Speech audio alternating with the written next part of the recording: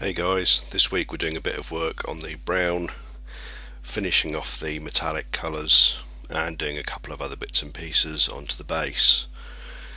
The metallic colours, the bronze colour I used, has an interesting effect when you try and highlight it with silver.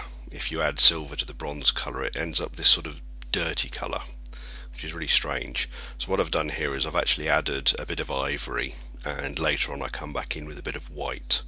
They're not metallic colours, but you can quite happily mix the two together without any problems, and that just gives a little bit of a sort of extra bright highlight, which will help to just sort of bring out the metallic areas a bit more. And then you can see coming in with a dab of white. It's a sort of cross between a sort of non-metallic, non-metal metallic effect and a normal metallics. It helps, you can see there, it just helps to sort of bring out the highlights a bit. I'm also going to do the same with the arrowhead, just using a very bright silver, just to dot in the edges there, bring it up a bit on the edges and also on the sides. Essentially with metallics, you'll find if you actually sort of look at metallic objects like knives or something like that, you'll find that along the edges it's always usually quite bright and shiny. It doesn't really matter if they're sort of pointing towards the light or not most of the time. All of these sharp edges of it tend to be sort of quite bright and shiny. So at this point I'm going to come in and do a bit of work on highlighting the fletchings on the arrows. I decided I was going to stick with the bumblebee effect, and we'll see how it goes. I have come to the conclusion that I'm not happy with the skin tones as they are. The face just doesn't look very good. I'm not happy with the shading on the skin tones at the moment, so I'm probably going to come back in and rework those.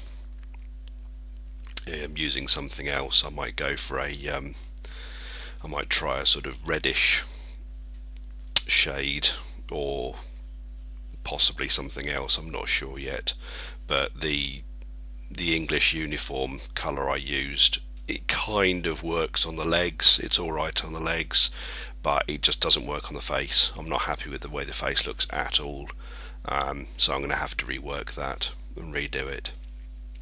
So here I actually found that I quite liked the, as I was sort of looking at it over the week, I actually found I quite liked the brown as it was on the sort of the belt of the dress she's wearing.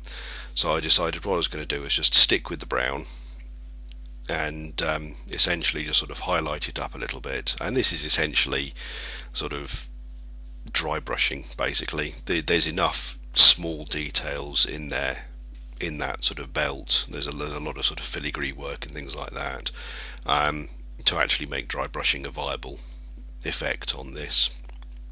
I don't know whether I'm going to come back in with washers or anything like that. Probably not. I don't tend to like using washers that much, so we're just dabbing a little bit of white in just for a really sharp highlight on the bronze effect there, and carrying on with the I don't know whether it's a belt or just bits on the dress, really. It's difficult to tell. You'll probably have noticed that I kind of sort of dance around and do all sorts of different bits and bobs as I think about it, and it's one of the habits that I've got into sort of over the years as I've been painting, is if I've got a colour that I think is going to look good on a part, then I'll probably just stick it on there to see what happens. So probably went a bit bright there. I think I end up pretty much sort of taking most of this off, or at least trying to sort of blend it back in.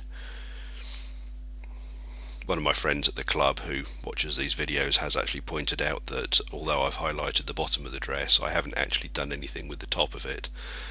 So I might just come back in later on and just sort of do some basic highlighting and shading on the sort of the sides of a torso area where the dress are. Because there's quite a few folds in there, you quite happily do some work on those. So coming in with a bit more of the highlight, because we used the same colour for the branches as we did for that brown, so I'm just going to use the same highlight colours and just put in a couple of highlights on the branches. Nothing major, essentially just sort of drawing down the sculpted parts of it really. There's nothing particularly fancy. Again, because it's a log, I know a lot of people tend to think that sort of you have to go up to sort of like sharp white highlights everywhere, but that's just not the case. Or you want to always get your sort of ideas and inspirations for this kind of thing from nature, and you'll find that unless they're wet, natural objects don't have sharp highlights on, unless they're sort of shiny or wet. It's only shiny, metallic or plastic or wet objects that actually make that sort of sharp highlight effect, which is why I haven't done it on the dress. The dress is quite a sort of muted highlighting effect. It's there. It's the highlighting effect is definitely there, but it doesn't go up to sharp pinpoint highlights because it would just look wrong. So yeah, putting some highlight effects on. I think I probably went a bit too bright on this. It doesn't look very good. So I'm just going to come in with a bit of black shade essentially and just wash the whole of the logs, and that'll help tone down pretty much everything. But I suspect I'm going to have to come back in again with a slightly darker colour and just knock down those highlights. The one on the branch sticking up that she's standing on are fine. They look alright, but I think the ones on the log and the stump on the ground are just a bit too bright, so I might just come in and fix those. So I decided at this point that I really ought to just finish off and get rid of all of the sort of the remainder of the primer coat. So this is it, the very last bit of primer coat being covered up. And it depends. I think with this piece I'm going to paint it the same way as I did the belt and see how it comes out, see if I like it. I don't know if I will yet. Difficult to tell. I think I might also come in and change thinking about it, I might change the highlights on the belt as well and use maybe a sort of a yellower colour rather than the sort of stark white that I have done.